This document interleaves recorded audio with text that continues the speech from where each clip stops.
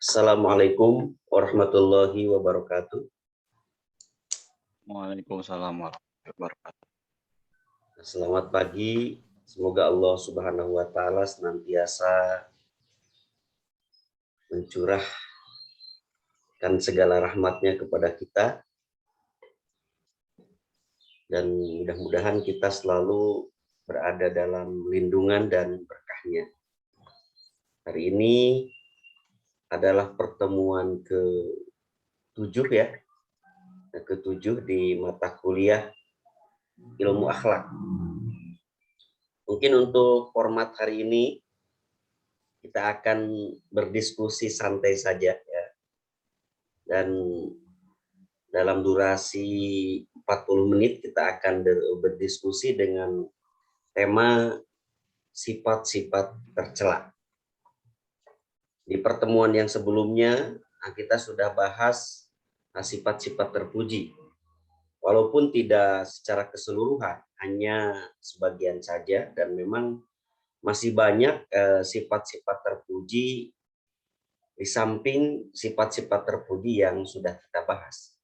Sama halnya juga ketika kita membahas sifat-sifat tercela, maka tidak akan semua sifat tercela kita akan bahas di kuliah ini, cuman hanya beberapa saja.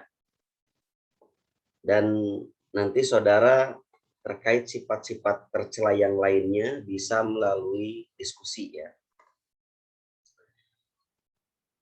Kalau kita ambil pemahaman secara umum, yang disebut dengan sifat terpuji itu adalah sifat-sifat yang apabila sifat tersebut ada dalam diri kita, maka akan memunculkan rasa kenyamanan, ketenangan, ketentraman bagi diri kita sendiri dan bagi orang-orang yang ada di sekitar kita. Nah, itulah secara umum definisi dari sifat terpuji.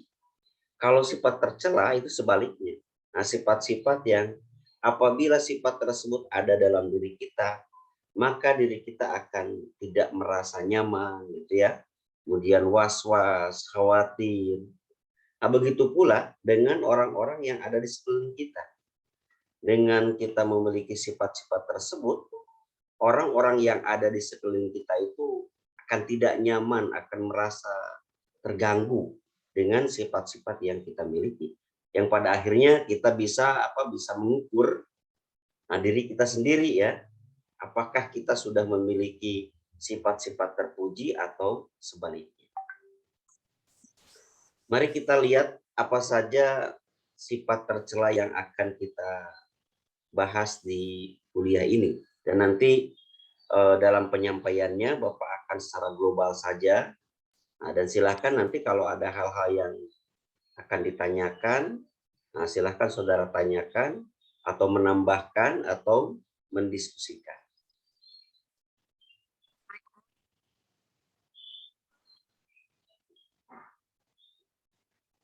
Ini ya, ada sifat-sifat tercela. Nah, yang pertama adalah godob ya. Godob itu marah, pemarah ya.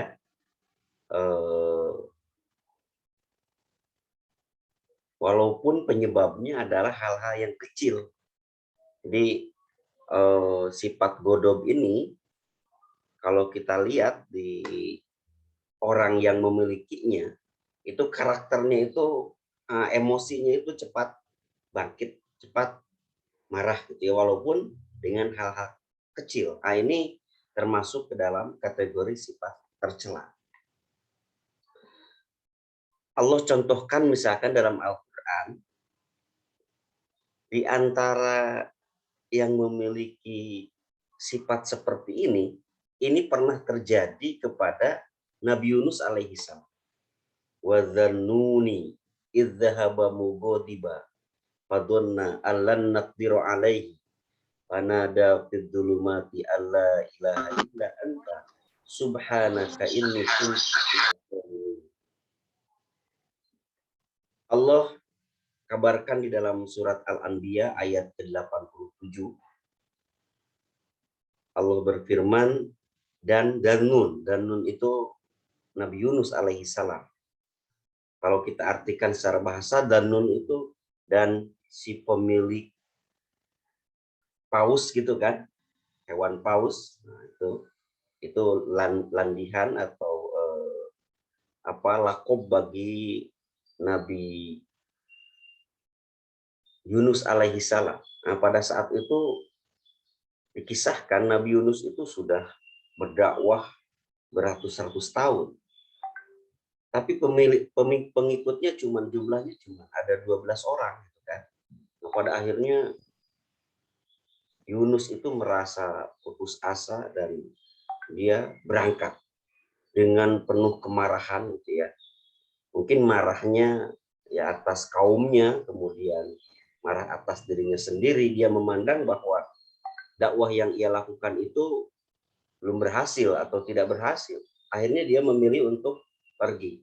Nah, pergilah Nabi Yunus alaihissalam tersebut menunggangi sebuah bahtera yang sangat besar. Tapi pada saat bahtera tersebut ada di tengah lautan, tiba-tiba oleng, ya. Oleng. Kemudian dicarilah faktor penyebabnya. Ternyata faktor penyebabnya adalah karena overload muatan. Jadi muatannya terlalu banyak. Akhirnya diundi siapa nih yang harus dibuang. Karena satu-satunya solusi bahwa supaya bahtera tersebut stabil kembali, itu harus ada penumpang yang dilempar satu. Akhirnya diundi, undian pertama keluar nama Yunus, undian kedua Yunus, undian ketiga juga Yunus. Akhirnya Yunus itu dilemparkan ke laut, ya. Dan di laut Allah memerintahkan seekor paus untuk mencapluknya, gitu ya. Nah, kemudian Nabi Yunus alaihissalam di dalam perut paus tersebut diam selama 40 hari 40 malam. Dan doa yang ia terus baca adalah la ilaha illa anta subhanaka inni kuntu minadz dzalimin. Nah, dari kisah Yunus ini seringkali diambil ibroh gitu ya. Diambil ibroh bahwa orang-orang yang mudah marah atau memiliki sifat godok itu satu karakter dengan Nabi Yunus alaihissalam, dan dia harus memperbanyak doa la ilaha illa anta subhanaka inni kuntu minadz dzalimin.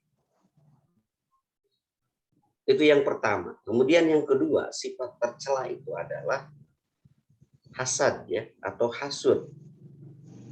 Yang disebut hasad itu atau hasud itu adalah mengharapkan nikmat yang diberikan oleh Allah kepada seseorang agar nikmat tersebut menjadi hilang. Itu namanya hasad atau hasud. Jadi keinginan agar nikmat yang telah Allah berikan kepada seseorang itu hilang kembali. Biasanya dari sifat hasud ini itu melahirkan perbuatan yang zolim. Ya, dari sifat hasud akan melahirkan perbuatan yang zolim. Mungkin kalau sifat hasudnya itu sendiri itu bagian dari penyakit hati, gitu ya. Dan ketika sifat hasud tersebut dijalankan, kemudian dipraktikkan oleh anggota tubuhnya, maka itu akan memunculkan perbuatan zolim. Dan kezoliman itulah yang akan merusak, akan mengganggu orang-orang yang dizolimi tersebut. Mungkin kalau hasudnya tidak sampai dilakukan, ya, mungkin ini pengaruhnya hanya bagi pemilik sifat hasud saja. Nah, tidak ada efeknya terhadap orang lain. Tapi apabila hasud ini sudah berupa perbuatan-perbuatan, ya, kezaliman, maka ini akan mengefek kepada orang-orang yang ada di sekitar. Misalkan ada tetangga yang punya rumah bagus, gitu ya. kemudian muncul rasa hasud. Aku ingin rumahnya itu misalkan terbakar atau apalah, pokoknya sesuatu yang tidak diharapkan oleh tetangga tersebut supaya terjadi menimpa dia. Tapi kemudian misalkan dari sifat hasud tersebut melahirkan perbuatan-perbuatan dolim. Ya rusak rumahnya atau minimal dindingnya dia kasih pilok dengan tulisan-tulisan yang tidak jelas gitu ya, dengan tulisan-tulisan yang tidak sopan, itu perbuatan atau sifat hasud yang melahirkan perbuatan dolim. Dan termasuk sifat hasud adalah sifat yang dimiliki oleh setan. Jadi setan itu karakternya hasud, iblis itu karakternya hasud. Dia iri kepada Nabi Adam alaihissalam sejak awal, ya. Sejak awal Adam diciptakan, nah iblis itu sudah memiliki sifat hasud pada Nabi Adam. Ini Allah firmankan di dalam surat Al-Isra ayat 62. Kemudian yang ketiga adalah dendam.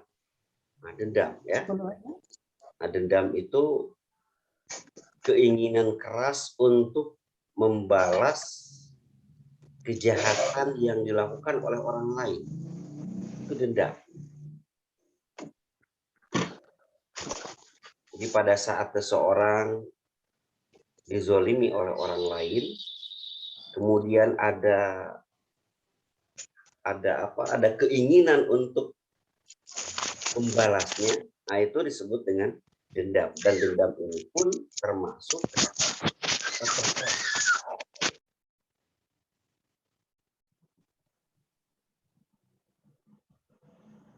dengan memiliki sifat dendam ini, seseorang bisa dipastikan bahwa dia adalah orang yang memiliki sikap tercela, memiliki sifat tercela. Dia tidak menyadari pada awalnya ketika dia dizolimi oleh orang lain, itu pasti ada penyebab disadari atau tidak oleh dia, ya. Jadi tidak ada sebetulnya perbuatan yang dilakukan oleh orang lain terhadap kita misalnya itu dilakukan secara tiba-tiba, tidak ada, ya. Pasti ada penyebabnya.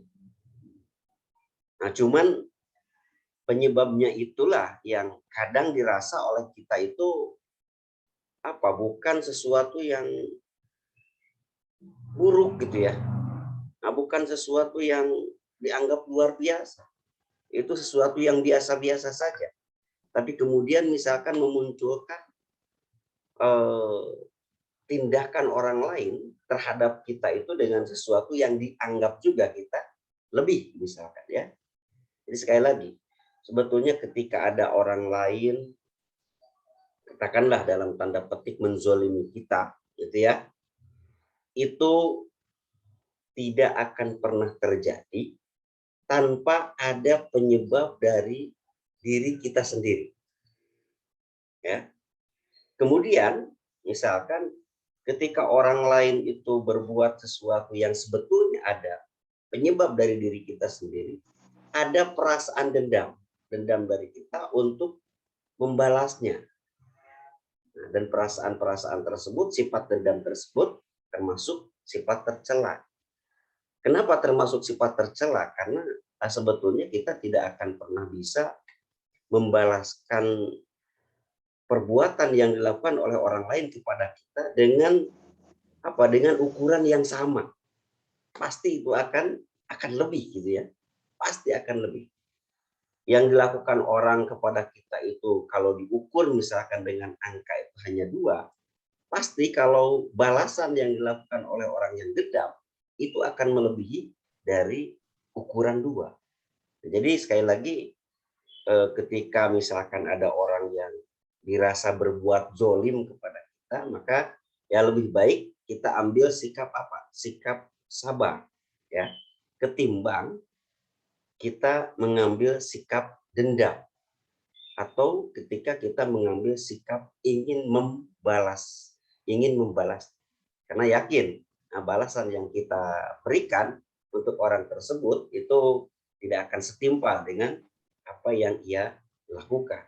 Yang namanya balasan itu biasanya lebih dahsyat. Yang namanya balasan itu biasanya lebih berat.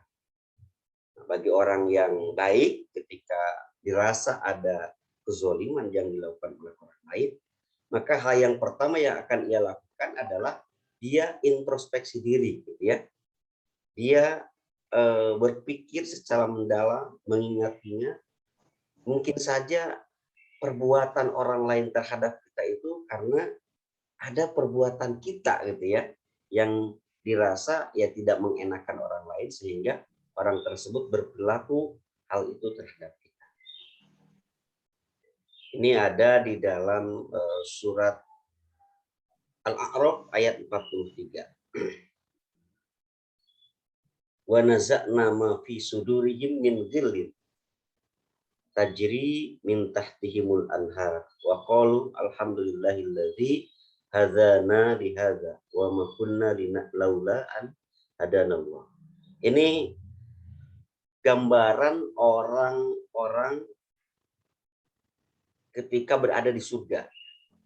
Kalau di dunia ini seringkali kita memiliki sikap hasut, iri, dengki gitu ya, kemudian dendam. Kalau di surga itu tidak akan pernah ada. Mungkin ketika kita hidup di dunia kita sering iri lah ya terhadap kondisi orang-orang yang tidak beriman. Misalkan sering muncul pertanyaan-pertanyaan, ya Allah, kenapa orang yang beriman itu hidup di dunianya itu tidak semudah orang yang tidak beriman, gitu kan?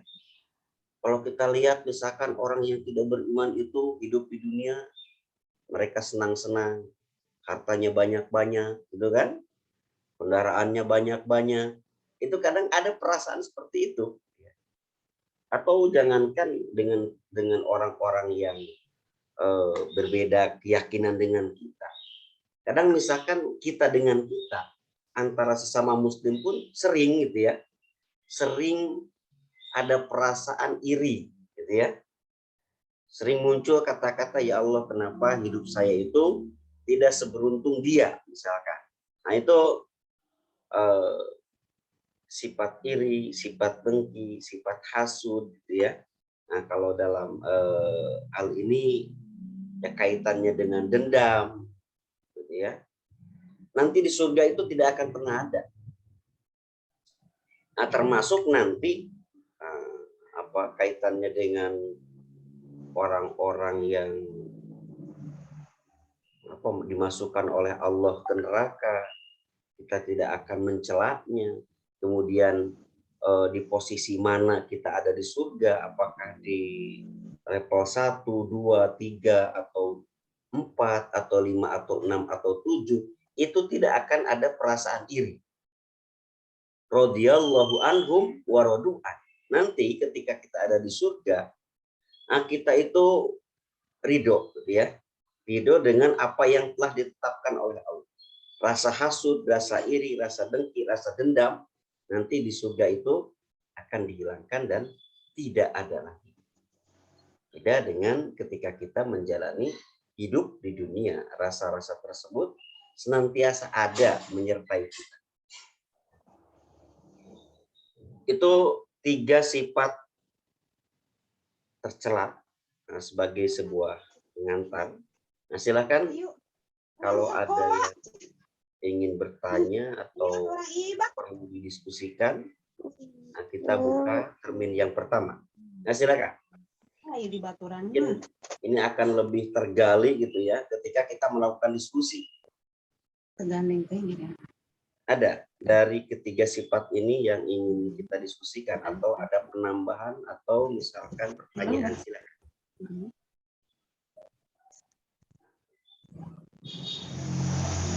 Ada?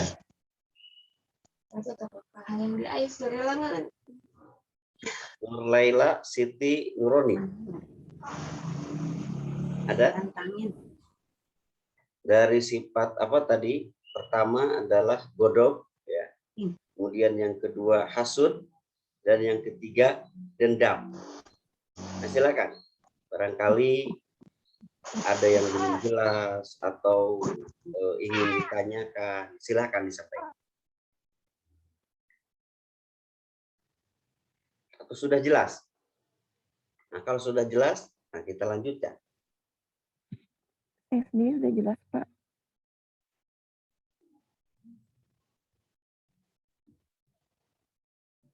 Kemudian yang berikutnya adalah munafik.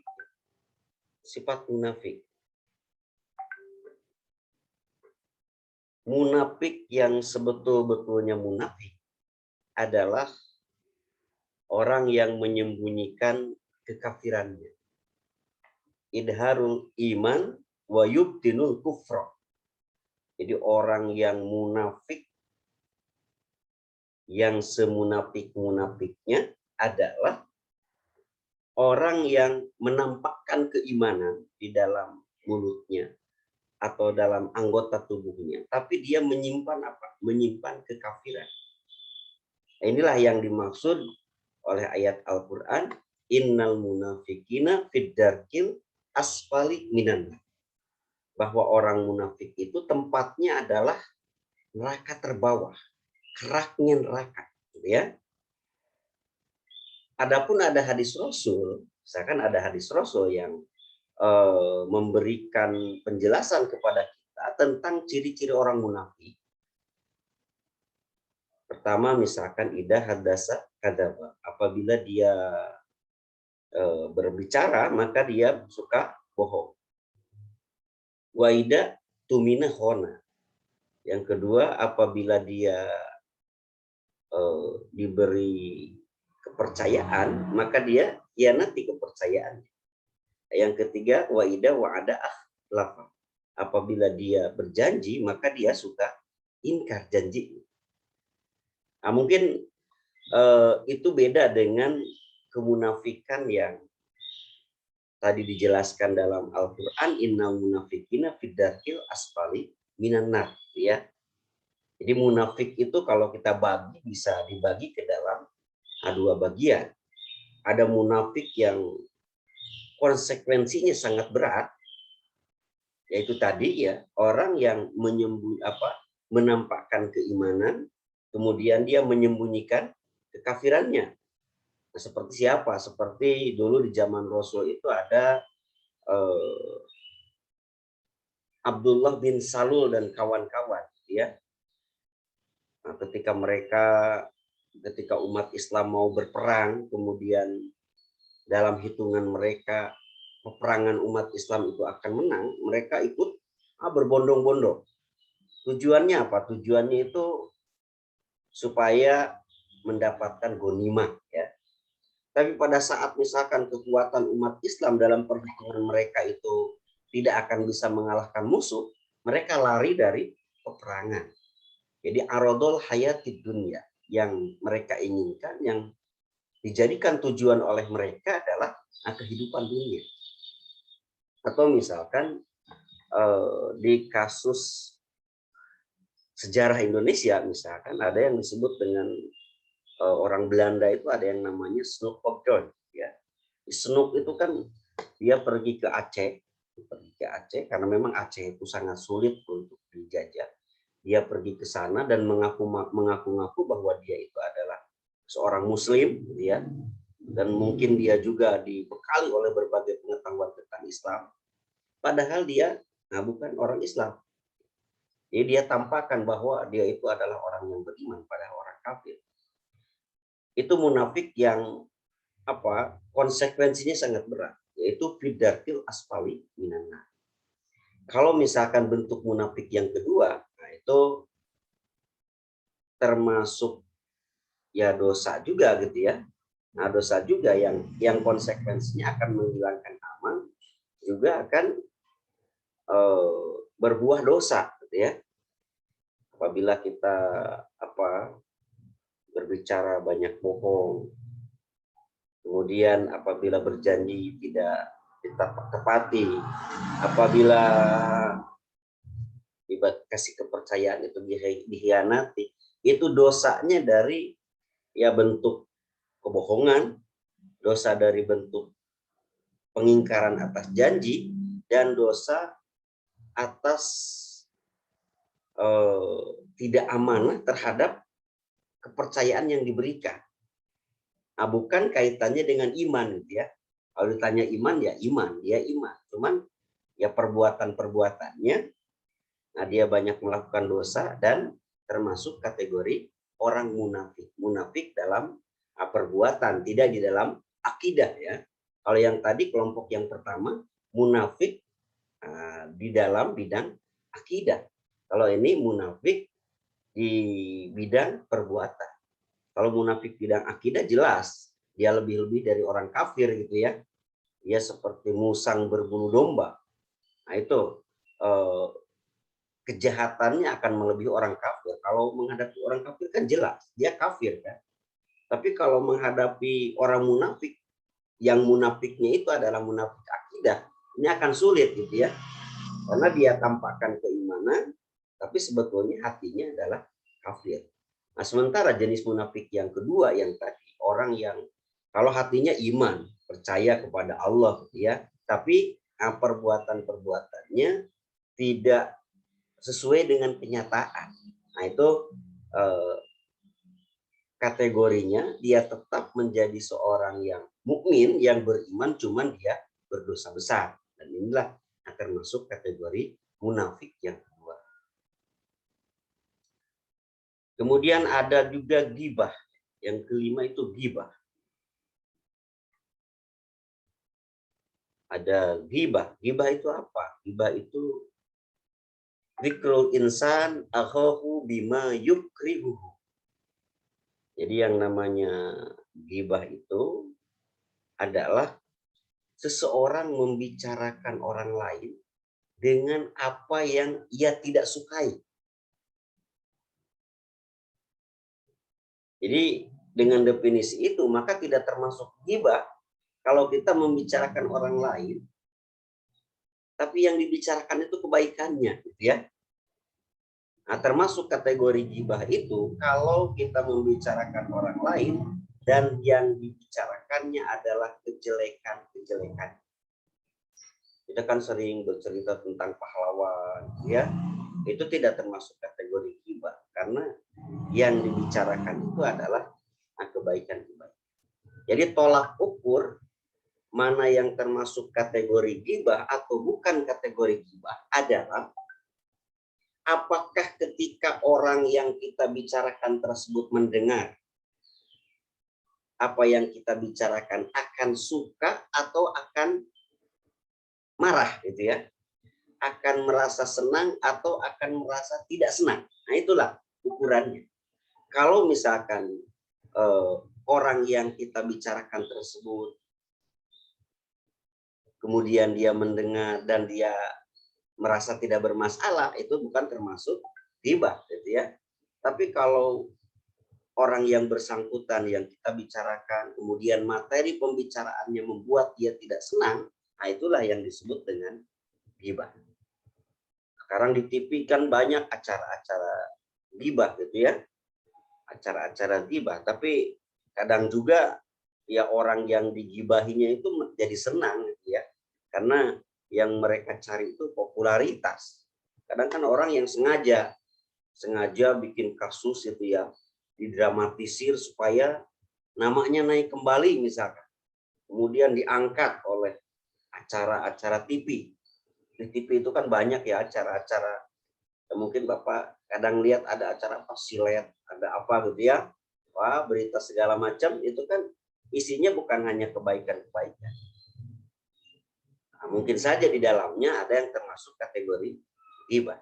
Ya.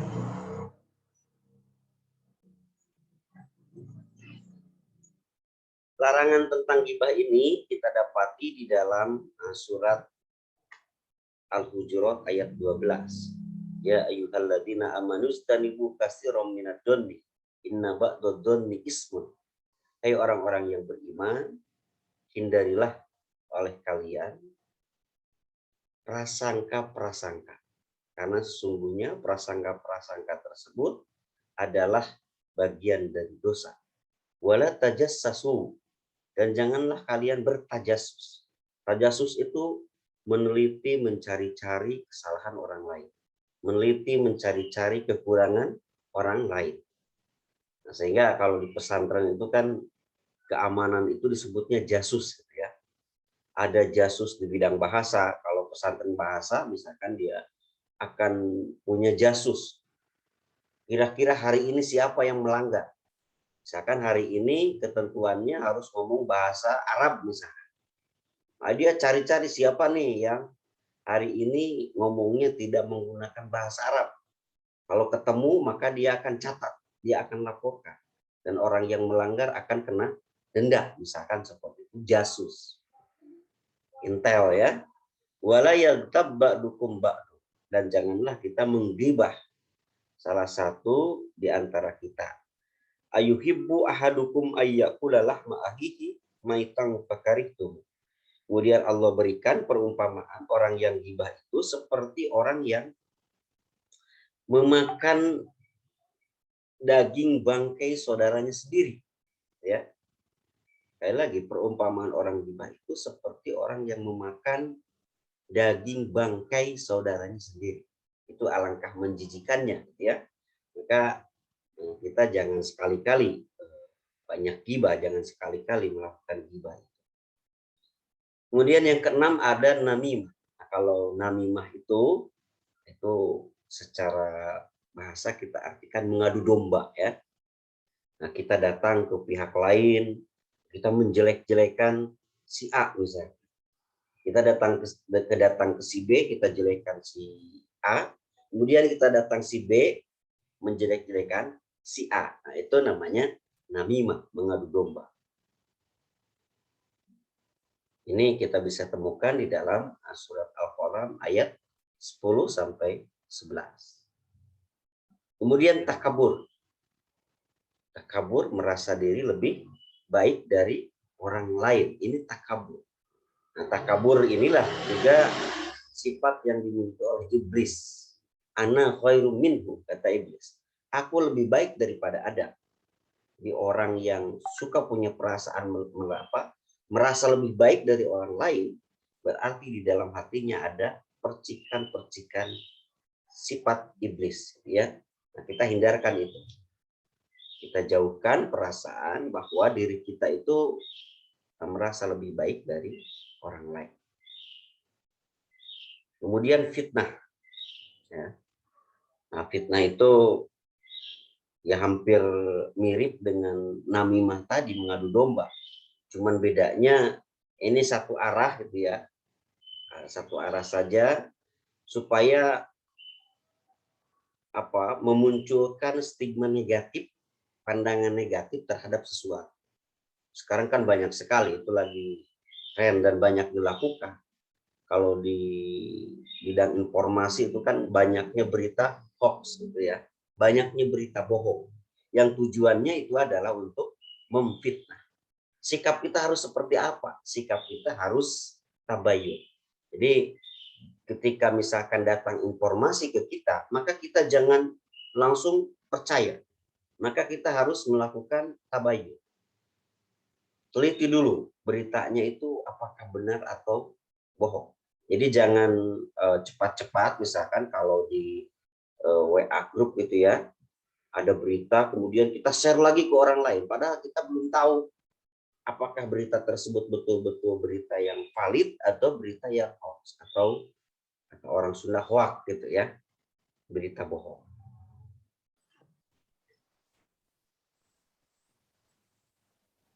Ya baik, itu di antara sifat-sifat tercela yang kita bahas di materi hari ini. Masih banyak sifat-sifat tercela yang belum kita bahas, dan ini jadi tugas saudara-saudara untuk menginventarisir sifat apa saja yang termasuk sifat-sifat tercela. Untuk kuliah hari ini dicukupkan sampai di sini ya, mudah-mudahan ada manfaatnya.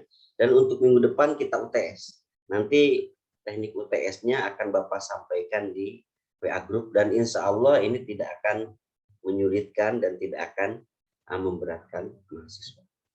Demikian yang bisa Bapak sampaikan, mudah-mudahan walaupun singkat itu bermanfaat ya, dan yang lebih penting lagi kita bisa menghindarkan diri dari sifat-sifat tercela tersebut. Kita berdoa kepada Allah, semoga Allah memberikan kekuatan kepada kita, memberikan petunjuk kepada kita, agar senantiasa kita bisa menghiasi diri kita dengan akhlak-akhlak yang terpuji, dan semoga kita dijadikan oleh Allah Subhanahu wa taala menjadi orang-orang yang memiliki akhlak yang terpuji dan bisa menghindarkan diri dari akhlak-akhlak yang tercela. Kita tutup dengan membaca hamdalah.